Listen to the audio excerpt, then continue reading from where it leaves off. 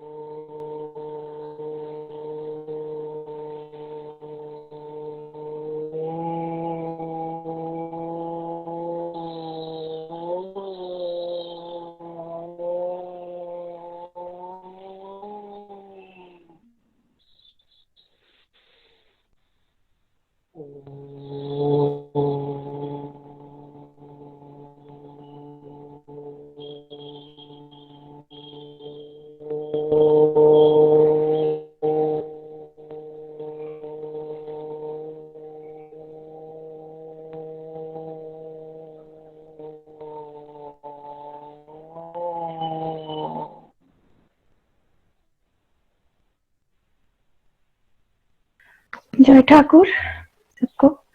ठाकुर माँ स्वामी जी को प्रणाम और उपस्थित सारे भक्तों के हृदय में ईश्वर विद्यमान है, इसलिए सभी भक्तों को मेरा प्रणाम।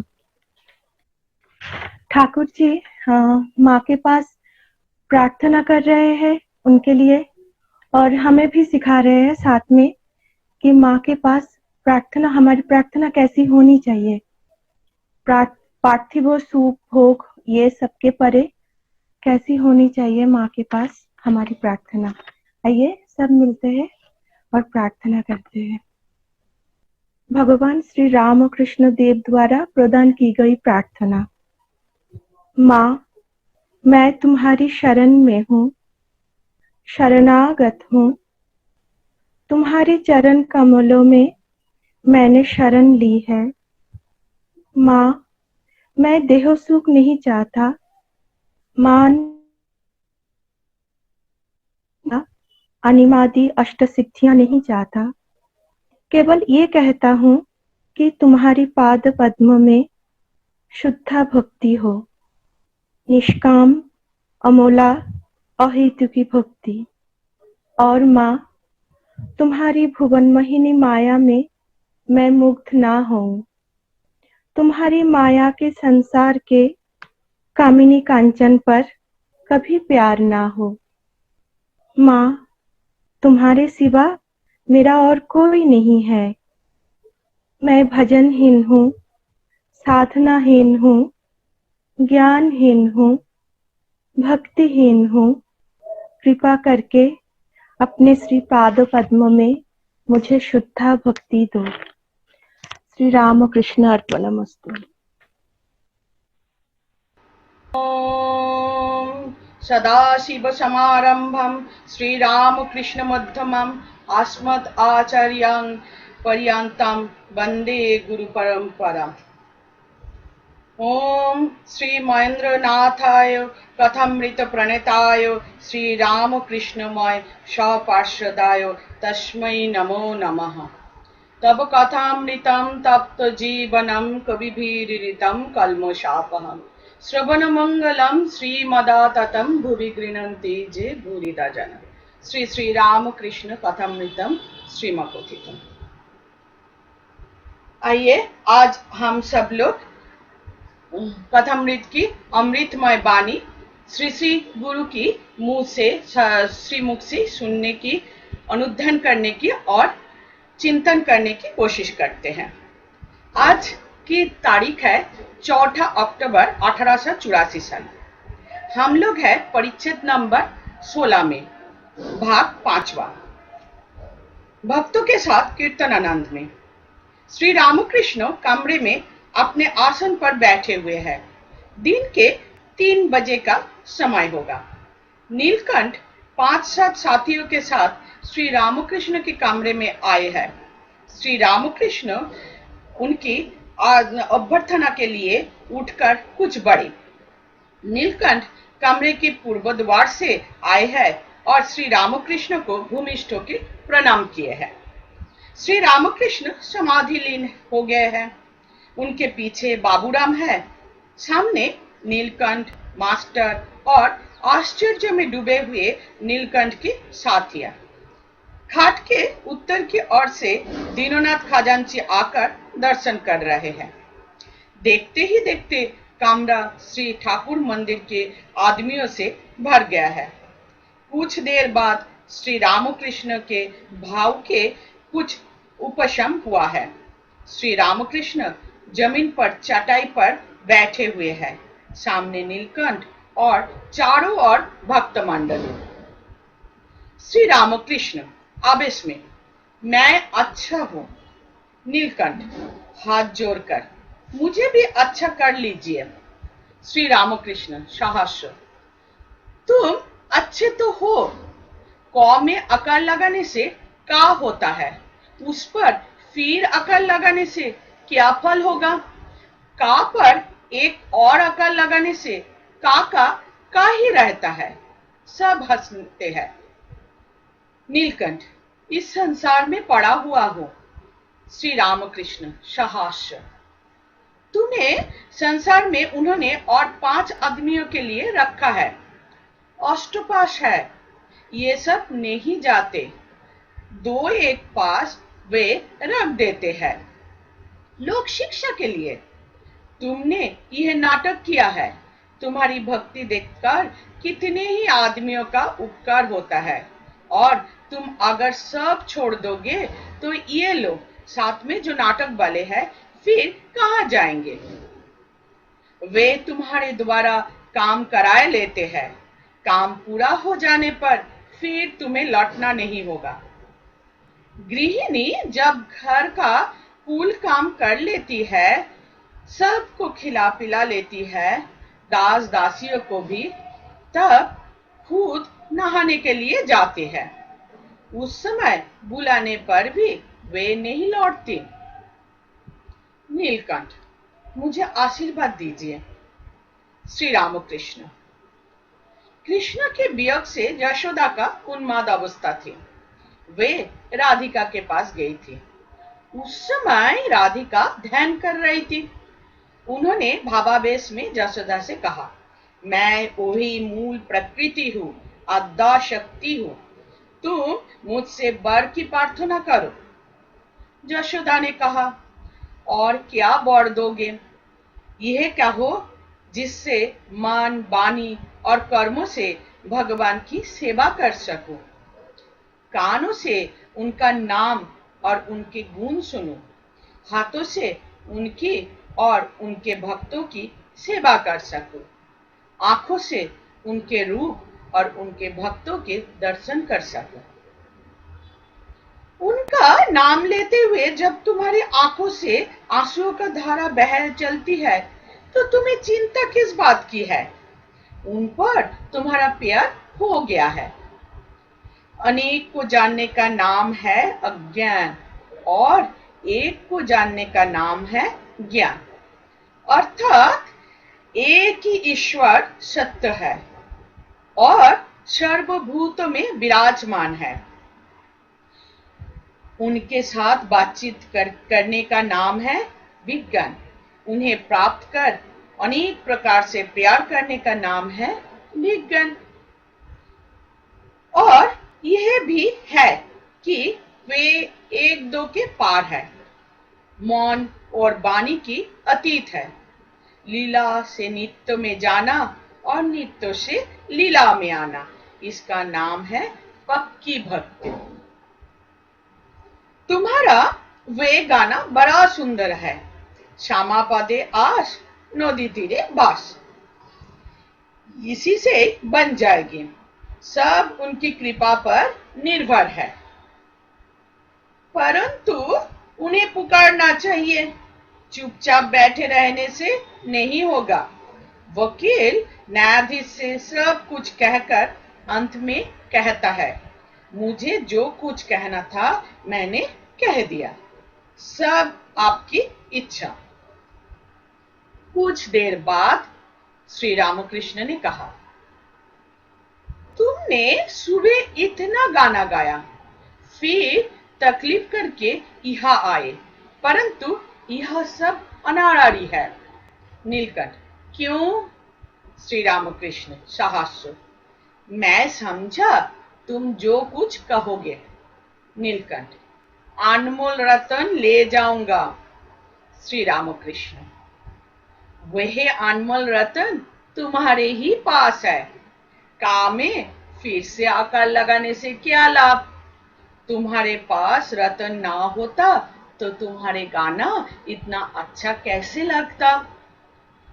रामप्रसाद सिद्ध है, इसलिए उनका गाना अच्छा लगता है।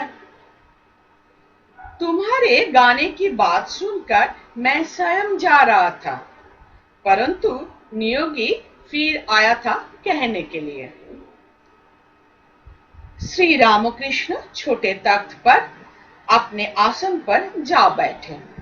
नीलकंठ से कहते हैं, जरा माता का नाम सुनने की इच्छा हो रहा है। नीलकंठ अपने साथियों के साथ गाने लगा। कोई गाने गाए। एक गाने में एक जगह था जिसकी जटा में गंगा जी शोभा पा रहा है, उसने हृदय में राज राजेश्वरी को धारण कर रखा है। श्री रामकृष्ण की प्रेम उन्मत्त अवस्था हो गई है, वे नृत्य करने लगी है।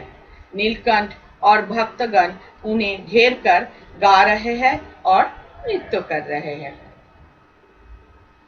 गाना समाप्त हो गया। श्री रामकृष्ण नीलकंठ से कह रहे हैं, मैं तुम्हारा वे गाना सुनूंगा कलकत्ता में जो सुना था।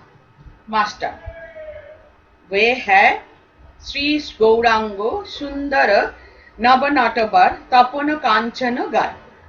उसी की एक पद का अर्धेश गाते हुए श्री रामकृष्ण फिर नाचने लगे। वे अपूर्व नृत्य जिन लोगों ने देखा है वे कभी भूल ना सकेंगे। कमरे में आदमी ठसाठस भर गई है, सब लोग उन्मत्त हो रहे हैं। कमरा मानो श्रीवास का आंगन हो रहा है।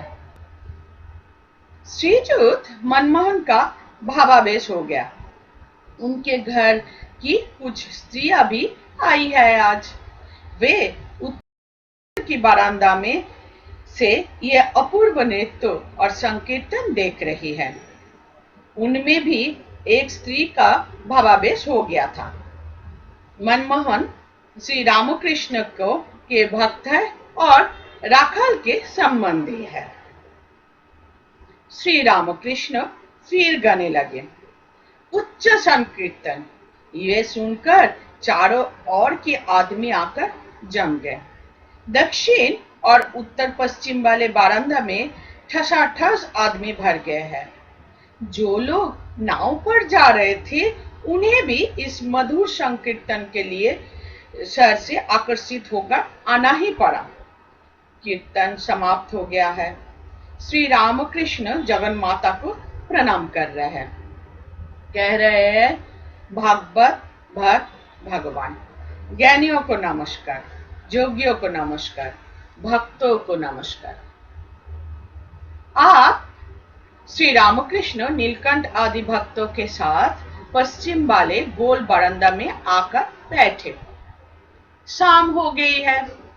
आज रास पूर्णिमा का दूसरा दिन है। चारों ओर चांदनी फैली हुई है। श्री रामकृष्ण नीलकंठ से आनंद पूर्वक वार्तालाप कर रहे हैं। नीलकंठ, आप साक्षात गौरांग हैं।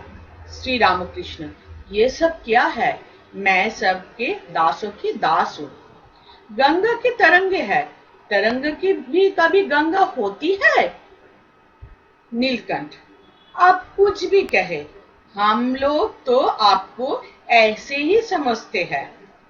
श्री रामकृष्ण कुछ भावावेश में करुणापूर्ण स्वर से, भाई, अपने मैं की तलाश करता हूँ, परंतु कोई खोजने पर ये नहीं मिलती। हनुमान ने कहा था, हे राम, कभी तो सोचता हूँ तुम पूर्ण हो और मैं अंश हूँ। तुम प्रभु हो और मैं दास हूँ। और जब तत्व ज्ञान होता है तब देखता हूँ तुम ही मैं हूँ और मैं ही तुम हूँ। नीलकंठ, और क्या कहूँ, हम लोगों पर कृपा रखिएगा। श्री रामकृष्ण सहर्ष। तुम कितने ही आदमियों को पार कर रहे हो। तुम्हारा गाना सुनकर कितनों ही आदमियों को उद्दीपना होती है। नीलकंठ, मैं पार कर रहा हूँ, आप कहते हैं। देखिए, खुद ना डूबो। श्री रामकृष्ण सहर्ष। अगर डूबोगे तो उसी सुधा हृद में। नीलकंठ से मिलकर श्री रामकृष्ण को आनंद हुआ है। उनसे फिर कह रहे हैं, तुम्हारा यह आना जो बड़ी साधना के बाद कहीं मिलता है। यह कहकर श्री रामकृष्ण एक गाना गाने लगे। अंतिम पद में एक जगह पे है, चंडी को ले आऊंगा। श्री रामकृष्ण। चंडी जब आ गई है तब कितने ही जटाधारी और जोगी आएंगे। श्री रामकृष्ण हंस रहे हैं। कुछ देर के बाद बाबूराम और मास्टर आदि से कह रहे हैं, मुझे बड़ी हंसी आ रही है।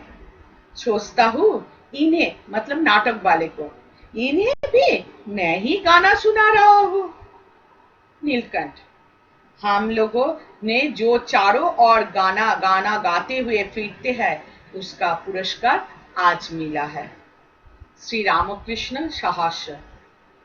कोई चीज बेचने पर दुकानदार एक मुट्ठी और ऊपर से दे डालते हैं, वैसे ही तुम लोगों ने वहां गाया और एक मुट्ठी यहाँ डाल दी।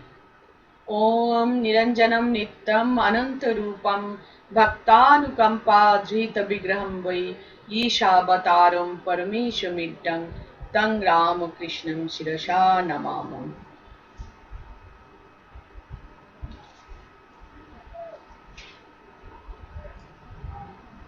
आइए अब हम लोग जो संपूर्ण लीला दर्शन किए हैं, ठाकुर जी की आज कीर्तनानंद अवस्था की दर्शन किए हैं, इसकी थोड़ा सा चिंतन करेंगे।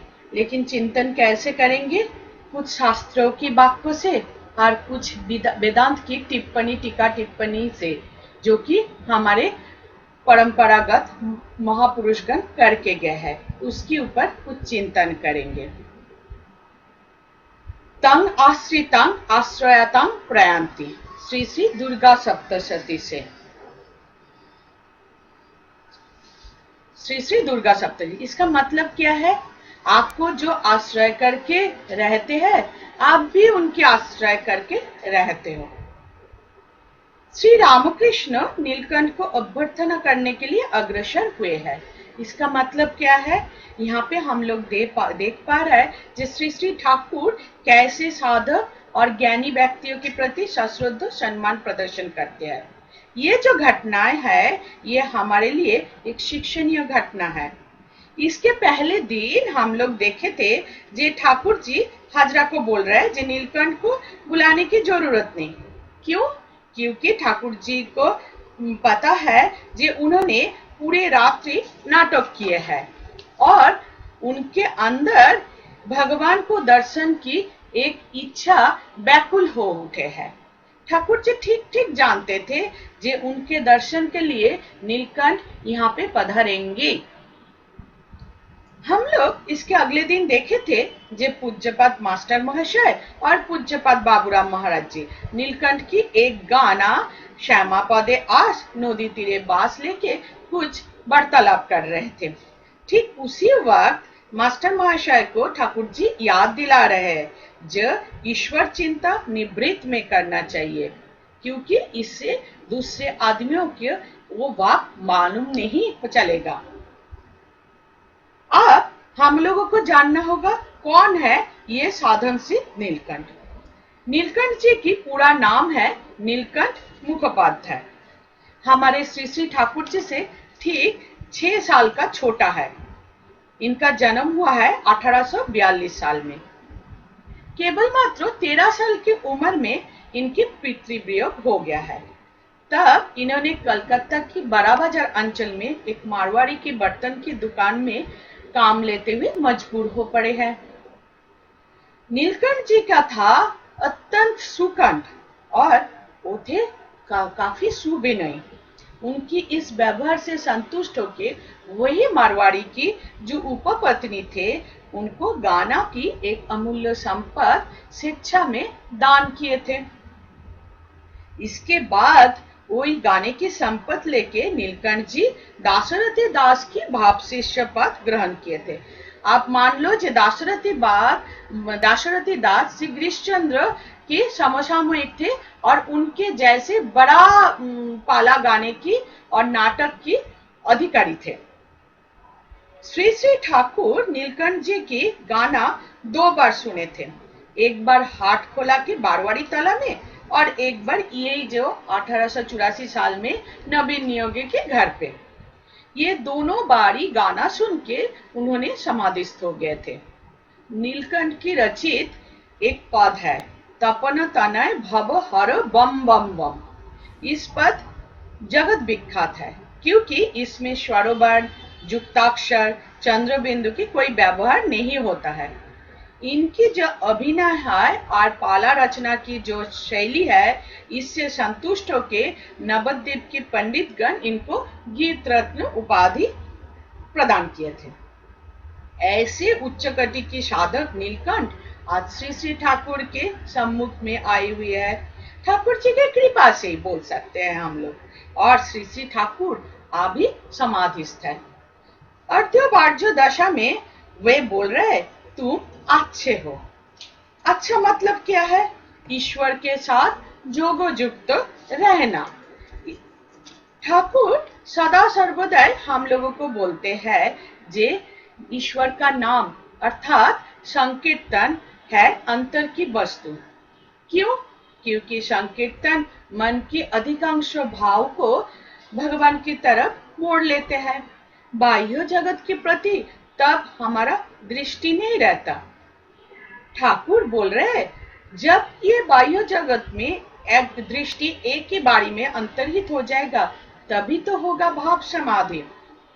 ठाकुर कथामृत में बहुत जगह पे बोले थे भाव जुमले समाधि, मतलब कंसेंट्रेटेड भाव ही है ये समाधि।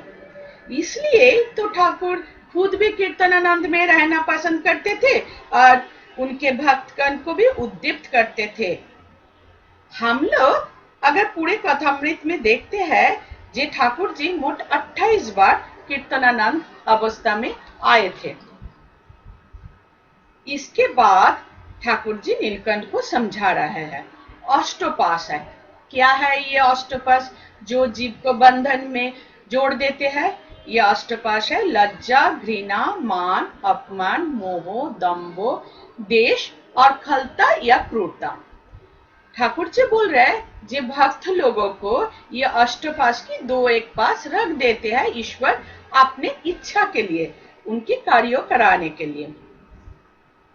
उसके बाद ठाकुर जी बोल रहे जे काम पूरा हो जाने के बाद नीलकंठ को और लौटना नहीं होगा। यहाँ पे हम लोग देख पा रहे हैं भक्तानुकंपा धृत विग्रहम श्री रामकृष्ण देव की दर्शन।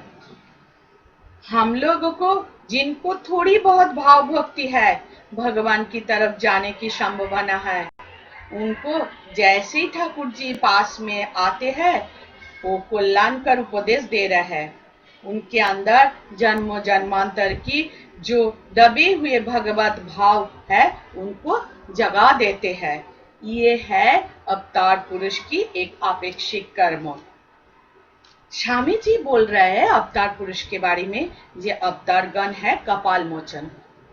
कपाल मोचन अर्थात क्या है? नियति का परिवर्तन साधन कर सकते हैं अवतार। नियति क्या है? नियति है हमारे संचित कर्म। पतंजलि योग सूत्र में इसको ही बोलते हैं कर्माशय। ये कर्माशय क्या है? ये कर्माशय मनुष्य की जन्मों, मृत्यु, अभिज्ञता और जिंदगी की सारे घटना निर्धारित करते हैं।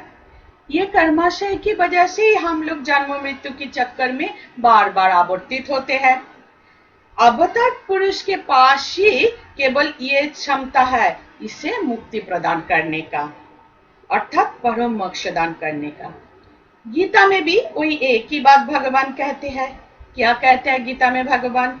सर्वधर्मान परित्यज्य मामेकं शरणं व्रज अहं तां सर्व पापेभ्यो मोक्षयामि मा शुच।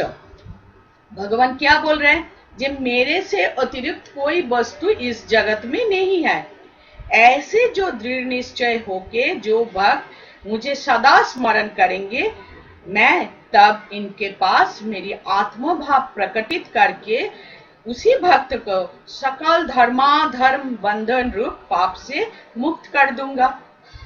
हम लोग देख पा रहे हैं यीशु ख्रिस्ट भी ठीक ऐसी ही बात बोल रहे हैं।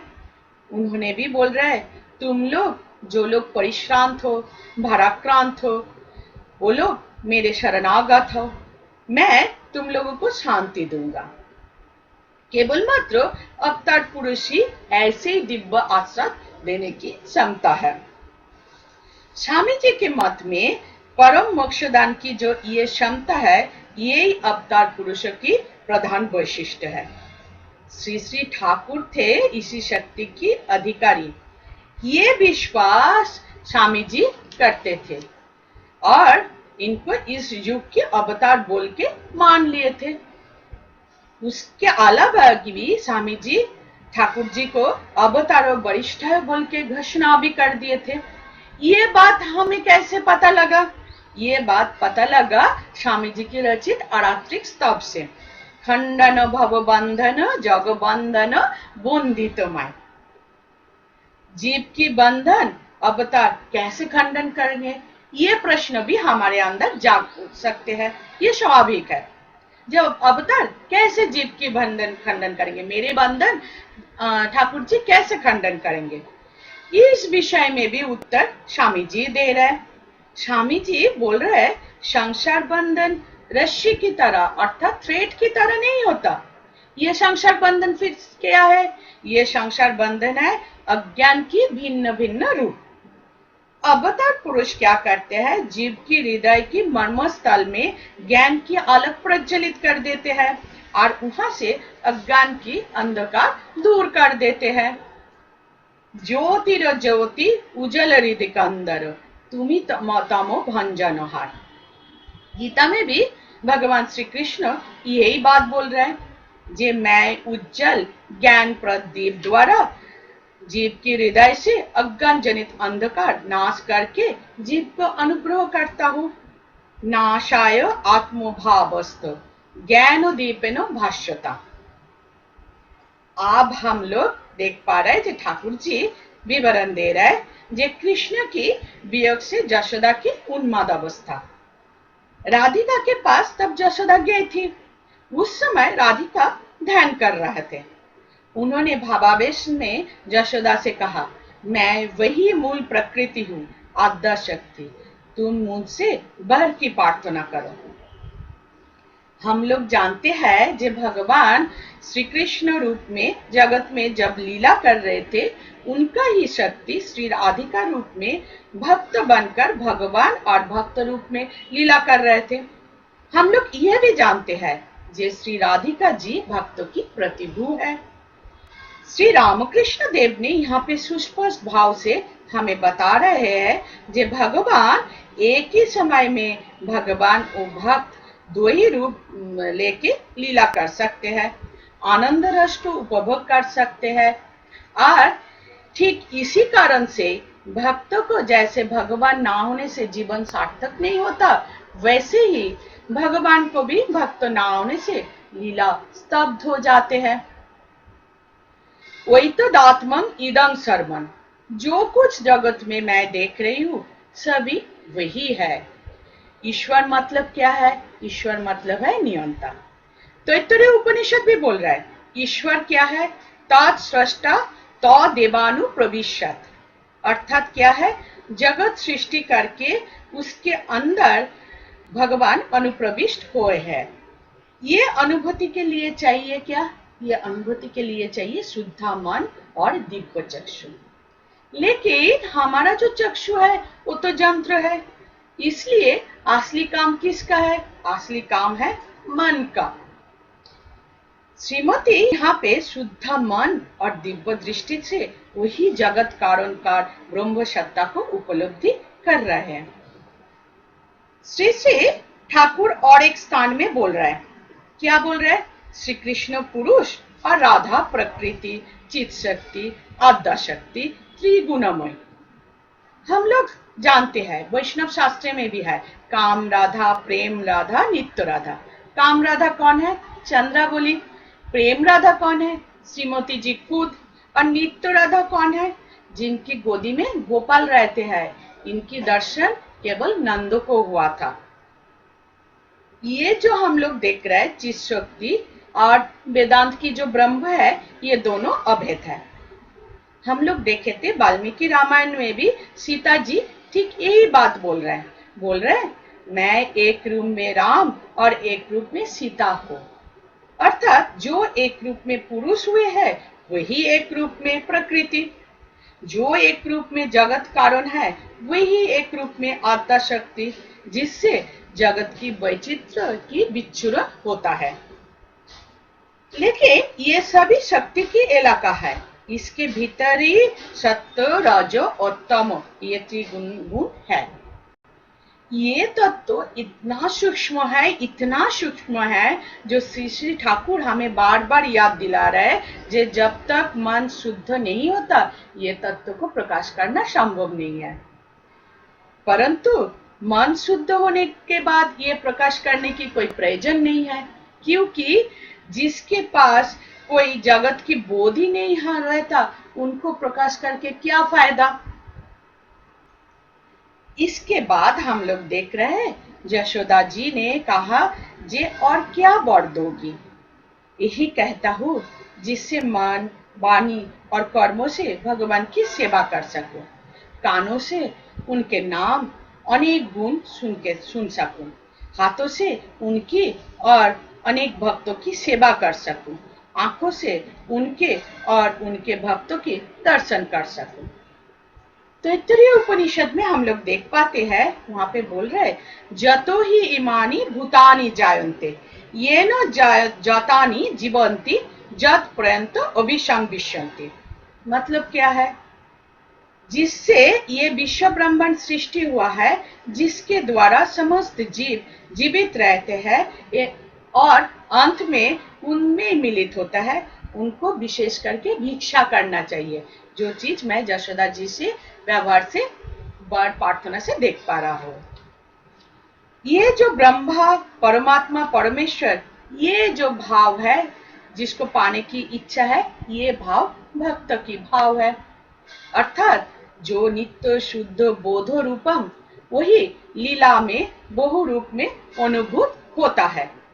विष्णुपुरी स्थिते विष्णु, विष्णु खादते विष्णुवे, कथम हससि रे विष्णु, सर्वम विष्णुमय जगत।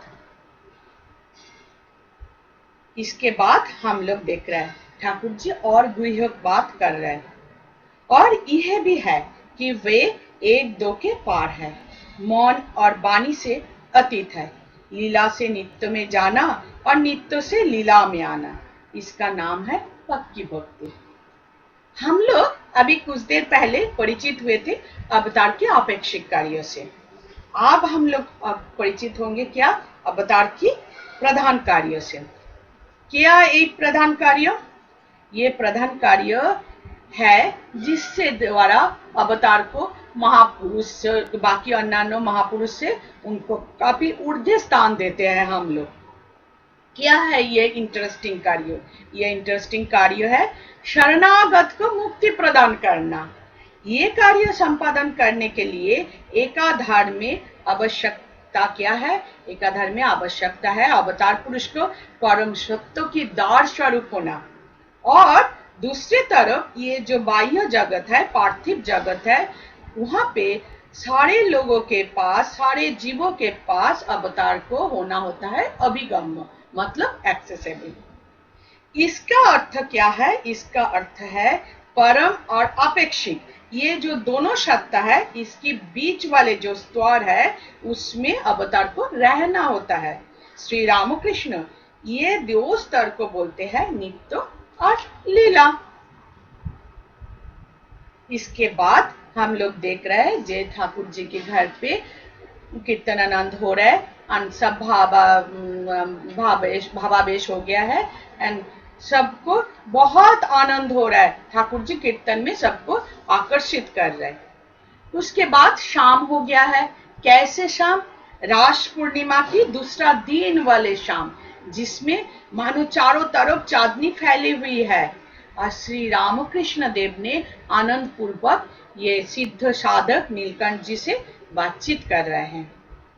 नीलकंठ जी तब बोल रहे हैं, आप साक्षात गौरांग है। श्री श्री ठाकुर तो अवतार थे, ये अनुभव हम लोगों को हो गया है।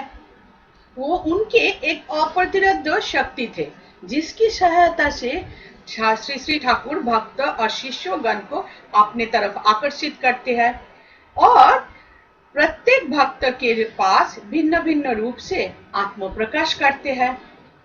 उनके जो रसदार थे मथुर बाबू, उनके लिए श्री श्री ठाकुर शिव और काली रूप में दर्शन दिए थे।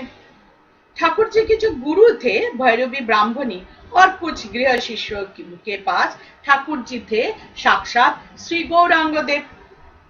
गोपालेर माँ के पास ठाकुर जी थे स्वयं श्री कृष्ण। और हमारे स्वामी विवेकानंद उनके अंदर अपने सर्वोच्च आदर्श समूह की पूर्णता की प्रत्यक्ष किए थे। स्वामी जी की एक बार एक उपलब्ध हुआ है। स्वामी जी उनके अंदर गोपी श्रेष्ठा श्री राधिका रूप की दर्शन किए थे और हमें पता है ये घटना उनके जीवन में गंभीर रेखापात किए थे। श्री क्षेत्र पुरी की जगन्नाथ देव के मंदिर में स्वामी तुरानंद जी महाराज जी जगन्नाथ रूप में श्री श्री ठाकुर के दर्शन किए थे। फिर मुक्ति धाम काशी में भी हम लोग देख पा रहे स्वामी शिवानंद जी महाराज ठाकुर जी को शिव रूप में दर्शन किए। स्वामी अभेदानंद जी महाराज अर्थात काली महाराज जी को एक अभूतपूर्व आध्यात्मिक उपलब्धि हुए है जब उन्होंने दर्शन किए थे जे सारे महान अवतार और देवगण श्री रामकृष्ण की देह में विलीन हो रहे हैं।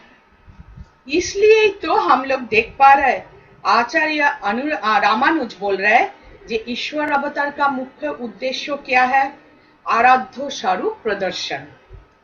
हिंदू धर्म में इष्ट देवता संबंधी धारणा जो है इसकी एक अनुपम वैशिष्ट्य है, जिसलिए तो हिंदू धर्म विश्व की और सारे धर्म से पृथक रूप में चिन्हित होता है।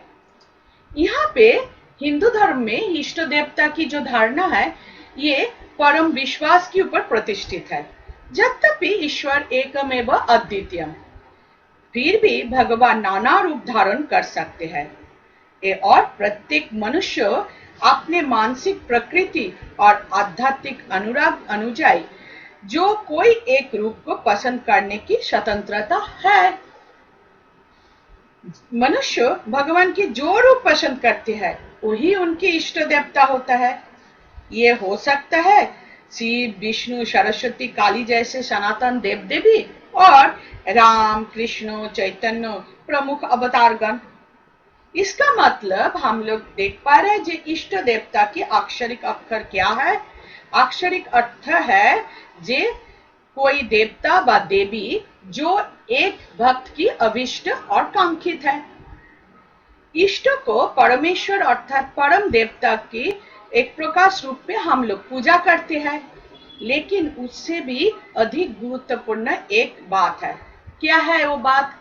इष्ट देवता के साथ एक गंभीर व्यक्तिगत संपर्क स्थापन करना, जिसके लिए इष्ट देवता होते हैं भक्त की यथा सर्वस्व। इष्ट देवता तब उनके चिंतन उनके आवेग उनके दृष्टिभंगी और कार्यों के ऊपर गंभीर प्रभाव विस्तार करते हैं। ये जो भाव है इष्ट देवता के लिए, इसके लिए स्वामी विवेकानंद की एक गाने की हम लोग उदाहरण दे सकते हैं। स्वामी जी त्रैलोक्यनाथ चैनल की एक गाना ठाकुर जी के पास परिवेश करते थे ये भाव लेके। क्या है? नाथ तुम्ही सर्वस्व आमार, नाथ तुम्ही मेरा सर्वस्व हो। इष्ट देवता हमें याद रखना पड़ेगा जे वही परम देवता की केवल प्रतीक नहीं है, परंतु इष्ट देवता है ईश्वर की प्रकृति प्रकाश रूप, सच्चिदानंद रूप। इसलिए तो ठाकुर कथामृत में बार बार बोलते हैं साकार निराकार दो ही सत्य है। इसलिए हम लोग देख रहे हैं जो दिव्य शक्ति और पवित्र प्रेम के लिए ठाकुर जी जाना जाता है, वही प्रेम की आलो अभी तक ठाकुर जी हजार हजार मनुष्य के अंदर संचारित कर रहे हैं। इसलिए आज भी हजार हजार मनुष्य स्वतःस्फूर्त भाव से ठाकुर जी को इष्ट देवता रूप में ग्रहण कर रहे हैं।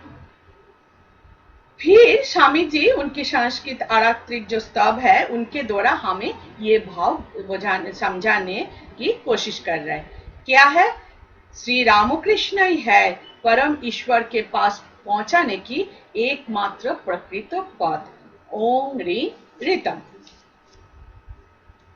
इसके बाद हम लोग देख रहे हैं ठाकुर जी भावावेश में कुछ बातें कर रहे हैं। क्या कर रहे हैं?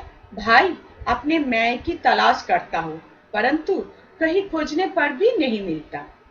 हनुमान ने कहा था, हे राम, कभी मैं सोचता हूँ तुम पूर्ण हो मैं अंश हूँ, तुम प्रभु हो मैं दास हूँ, और जब तलाश तत्व ज्ञान होता है तब देखता हूँ तुम ही मैं हो और मैं ही तुम हो।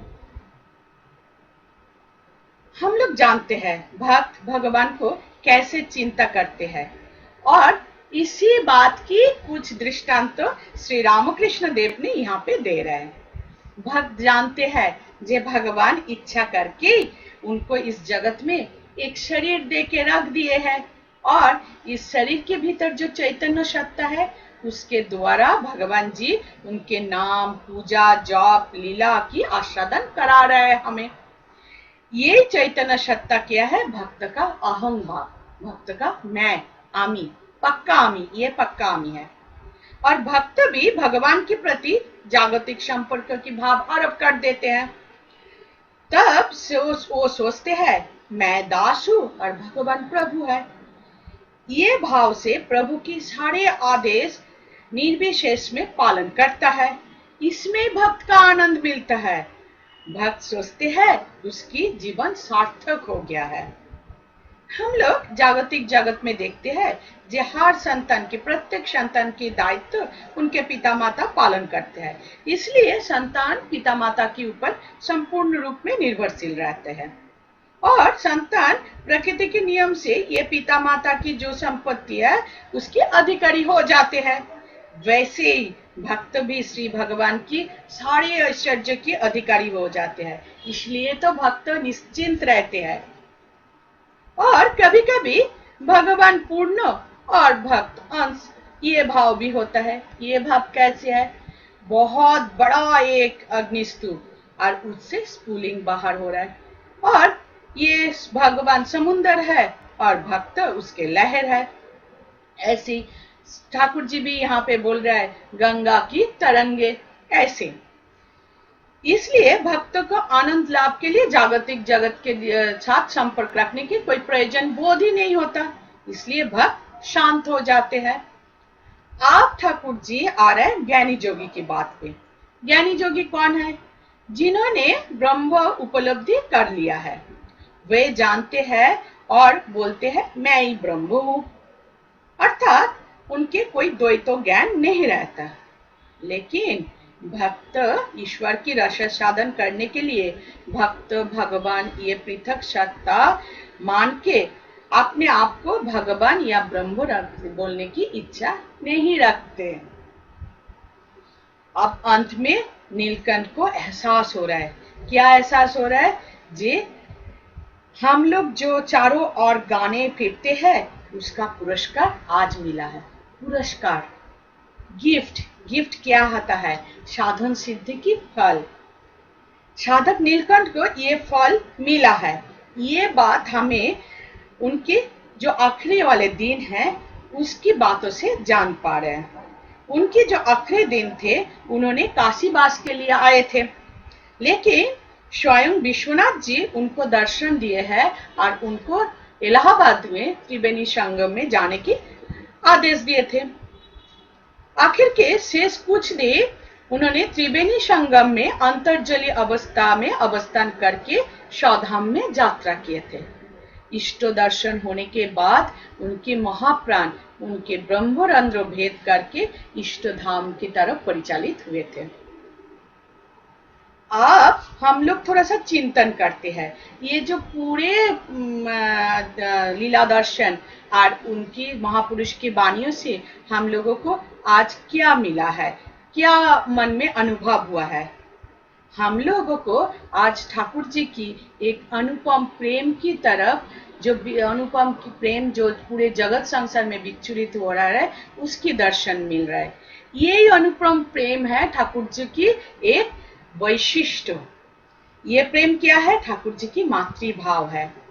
हम लोग जानते हैं ठाकुर जी की जगन माता के साथ एक संतान और माँ की एक दृढ़ संपर्क थे, और वही जो जगत जननी रूपी संपर्क है, दिव्य जननी रूप संपर्क है, उससे वो संतान रूपी जगत को भी अपने पास ग्रहण कर लिए है।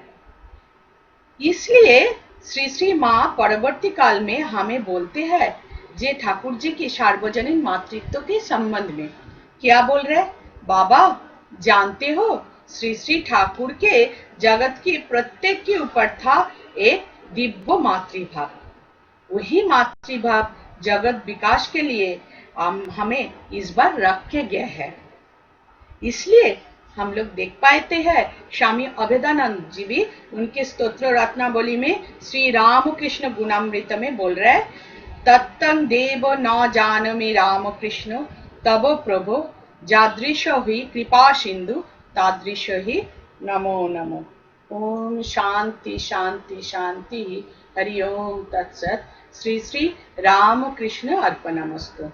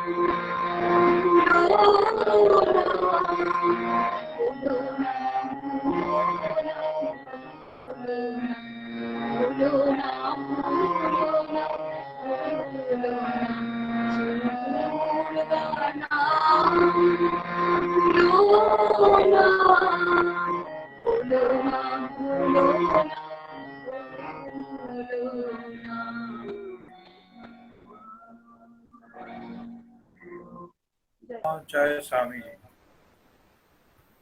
राम कृष्ण शरणं राम कृष्ण शरणं राम कृष्ण शरणं सारते जय जय राम कृष्ण शरणं राम कृष्ण शरणं राम कृष्ण शरणं शरणे कृपा हि केवलं कृपा हि केवलं कृपा हि केवलं शरणे प्रभु कृपा हि केवलं कृपा हि केवलं कृपा हि केवलं शरणे जय जय राम कृष्ण शरणं राम कृष्ण शरणं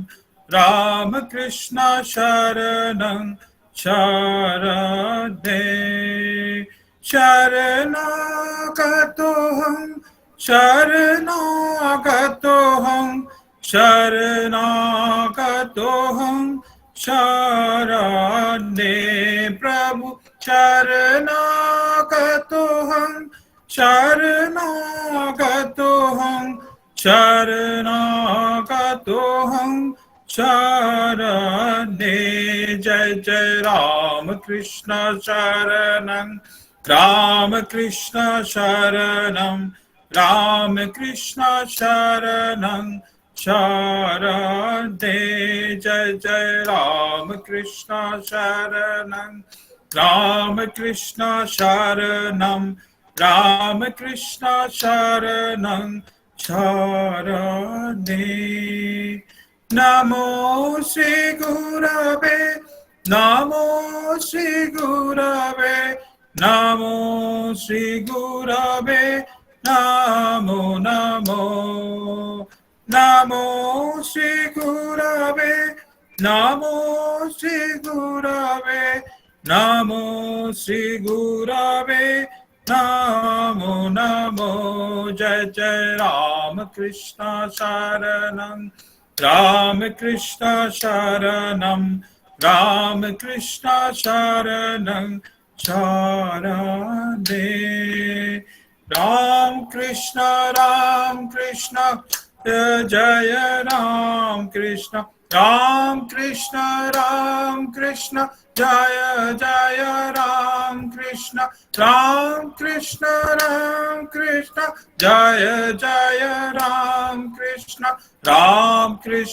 राम कृष्ण जय जय जय राम कृष्ण जय जय राम कृष्ण राम कृष्ण शरणं राम कृष्ण शरणं राम कृष्ण शरणं शरणे जय जय राम कृष्ण शरणं राम कृष्ण शरणं राम कृष्ण शरणं शरणे जय श्री गुरु महाराज जी की जय जय महामाय की जय जय स्वामी जी महाराज जी की जय।